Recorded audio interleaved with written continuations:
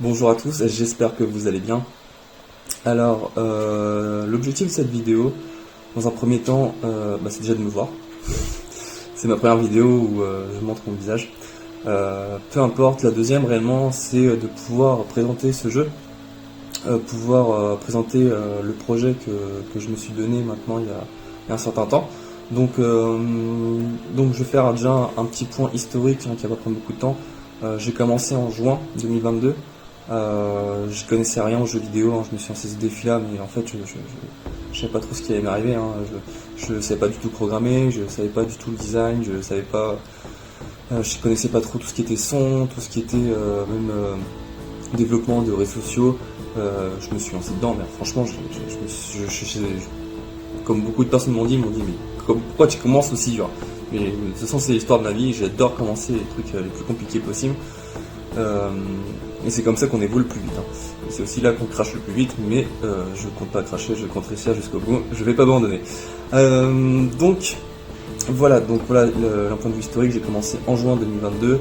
J'ai commencé réellement à toucher au jeu, à comprendre ce que je faisais à peu près décembre-janvier. Donc ça fait maintenant 3 mois que je suis dessus. J'ai pu faire le design, donc je l'ai apporté sous Maya et Cinema 4D. Donc voilà, je voulais faire un système un peu godlike, entre guillemets, un peu tout ce qui est système de Dieu. Et je trouve qu'on est dans le bon thème. Voilà. Parlons maintenant de la présentation du jeu. Donc très basique, hein, pour l'instant c'est une ébauche. On est très loin du résultat de fin que je veux, sachant qu'en plus on est sur l'une des premières phases que je veux faire. Et du coup, pour beaucoup de personnes, ne peuvent pas forcément comprendre quel est l'objectif final du jeu. Donc tout simplement, vous voyez cette zone là, c'est la zone, on va agrandir un petit peu. Après je lancerai le jeu bien sûr, il n'y a aucun souci, mais pour l'instant je vous présente. Alors ici c'est ici que vous arrivez, c'est là où vous spawn, c'est là où quand vous mourrez aussi vous allez respawn, comme dans beaucoup de jeux, c'est votre zone de sécurité. On ne viendra pas vous attaquer ici, évidemment je ne vais pas montrer le système de défense, mais globalement les monstres qui spawnent ne viendront jamais ici, puisque déjà ici j'ai mis ce système là périodiquement, encore une fois, c'est une arrêt de Chine entre guillemets, mais il ne peut pas franchir. Voilà, vous voyez la zone carrée qui est ici, c'est la zone qui ne peut pas franchir. Voilà. Ensuite, en fait, vous allez rentrer dans cette zone là. Ça c'est votre base, donc c'est censé être votre pierre obsidienne. Donc là j'ai récupéré des Peak Games. D'ailleurs, il y a beaucoup de jeux que j'ai récupéré d'Epic Games, hein, il y a vraiment, je dirais, juste 3 quarts que j'ai fait par moi-même, un quart qui vient d'Epic Games, qui est du contenu donc free. C'est une pierre de cristal hein, faite par le personnage d'Aurora, que vous pouvez retrouver dans la boutique. Donc là c'est votre base. Vous avez du coup les monstres qui se situent au bout, avec leur tête de dinosaure. En fait, c'est là où tous les monstres vont spawn, donc c'est aléatoire. J'ai fait un système de random, hein, ils peuvent spawn n'importe où, mais globalement, le cercle ici, c'est à peu près où ils peuvent y aller. Vous avez pour l'instant que 2 monstres, j'en ai modélisé que 2. Alors, la première, c'est une tarentule, hein, en fait, c'est pas compliqué, hein, c'est juste une petite tarentule, enfin une tarentule qui fait très peur. Donc voilà, c'est ce que vous pouvez voir un peu dans Harry Potter, la grosse araignée qui est pas très belle à voir. Voilà, ça ressemble à ça. Donc voilà. Niveau 1, hein, c'est basique, hein, elle fait des auto-attaques, pas trop de dommages, hein, comme beaucoup du but du jeu, on va éviter de mourir au premier niveau. Voilà. Et comme deuxième monstre, tout simplement, j'ai fait une espèce d'arbre langue, je sais pas trop comment vous dire, mais c'est un monstre de niveau 2 qui peut jump sur vous et qui fait un peu plus mal. Voilà. Elle a une langue à l'intérieur qui vous attaque, et je l'ai appelée Thorn parce que ça ressemble à une épine. Voilà. On va pas trop s'étaler sur les noms. Si vous avez des noms à me donner par rapport à ces monstres, je suis preneur. Pour l'instant, je n'ai pas encore abouti à mon nom, mais vu que j'ai programmé tout avec leur nom, dites-moi en commentaire ce que vous en pensez. Voilà. Donc leur objectif de ces monstres tout simplement c'est d'arriver à la base. S'il n'y a personne, si vous arrivez pour défendre, évidemment la première chose qu'ils vont faire c'est de venir vous attaquer et vous tuer. Si vous êtes mort, dans ce cas-là, ils vont arriver à la base. Donc ils vont pas attaquer à la base, pour l'instant il n'y a pas de système de vie, c'est juste un système de cercle ici. Donc qui fait que lorsqu'ils rentrent dedans, ils meurent direct, mais vous perdez une vie. Pour l'instant c'est des petits monstres, vous perdrez qu'une vie évidemment, plus dans l'avenir il y aura des monstres qui seront beaucoup plus puissants et qui évidemment vous feront perdre encore plus de vie. Arrivé à 0 vie, effectivement, vous perdez et le jeu recommence.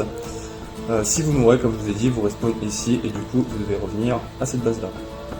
Alors évidemment c'est encore une ébauche, tout ça c'est une ébauche, pour l'instant c'est vraiment un aspect juste de début. Je pense bien sûr faire un système avec des galaxies et puis un système de téléporteurs où en fait les gens ils vont spawn et ils vont directement pouvoir acheter bien sûr à côté et puis directement spawn sur leur base et puis défendre, bien sûr ça sera beaucoup plus beau. Donc parlant d'ailleurs de shop, j'ai créé un petit endroit de shop ici où tout simplement vous pourrez acheter vos équipements. Donc vous avez que pour l'instant trois choix. Vous avez voilà, 2 potions, la potion de vie, la potion de mana et un tome. Un tome que vous appliquez dessus, vous allez forcément augmenter en vitalité, en force, etc. Donc pour l'instant je n'ai fait que ça, je n'ai pas fait d'autres équipements. Donc voilà pour la présentation du jeu, c'est le début, c'est que le début.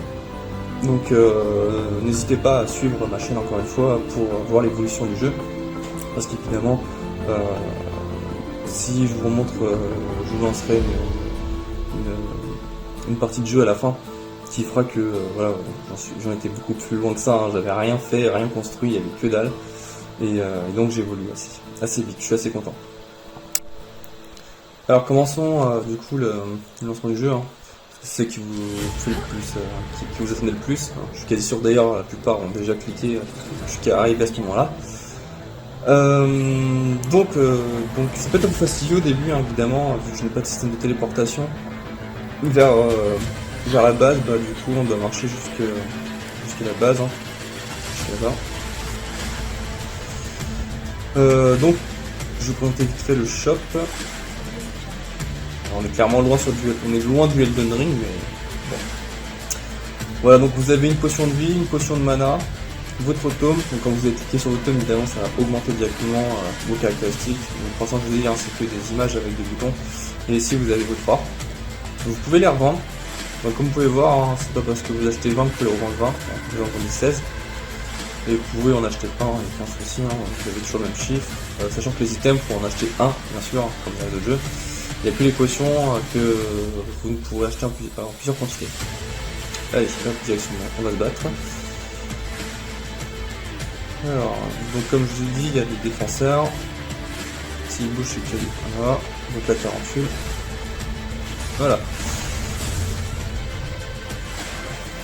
Alors ce qui est plutôt pas mal avec ce personnage, moi j'aime bien, c'est que comparé à Kylie, donc le guerrier que je vous ai dit, c'est que en fait tout simplement elle peut tirer de très très loin et pas prendre beaucoup de dommages. Voilà, donc vous voyez, c'est un peu cheaté. Et c'est plutôt cool. Du coup voilà, donc on a l'auto-attaque, on a la EE avec le multi-flèche. Voilà. Et vous avez aussi donc l'ulti. Petite particularité de l'ulti, c'est que vous voyez les flèches sont ici, vous suivent. Vous voyez, en fonction de là où il y a votre cible, vos flèches vous suivent. C'est plutôt pas mal quand il y a trop de monstres qui viennent vous attaquer. Il suffit juste de reculer en arrière et de bien cibler les monstres en fonction de là où ils sont. Voilà.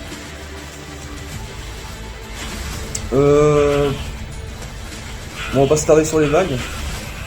J'espère que ça vous aura plu.